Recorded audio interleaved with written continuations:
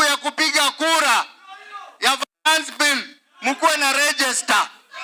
Mbunge yoyote awe wa serikali awe wa upinzani ambaye atapiga yes, we will ask you to occupy their premises.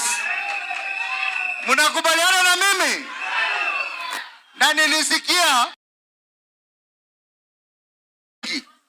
Mheshimiwa Ichung'wah akauliza, anasema nyinyi watu wa upinzani ati mnatuambia tuangushe finance bill, tutatoa wapi pesa?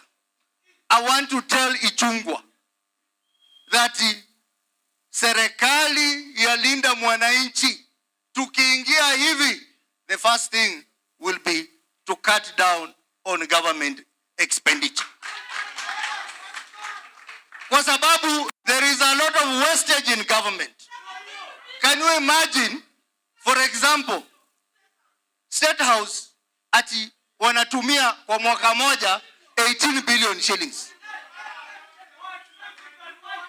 And Kibaki showed us that you can run State House with even 3 billion shillings. And the State House is delivering. So, the first thing, cut down the expenditure of State House.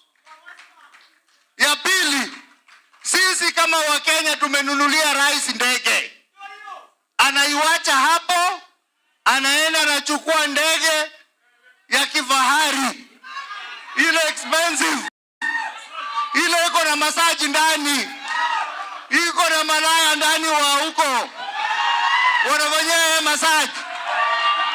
Sisi tunasema hivi,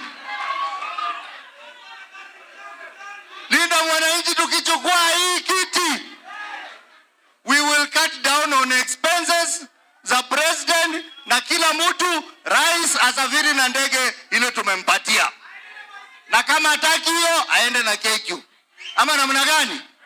Sasa bwana Ichung'wah, pesa iko.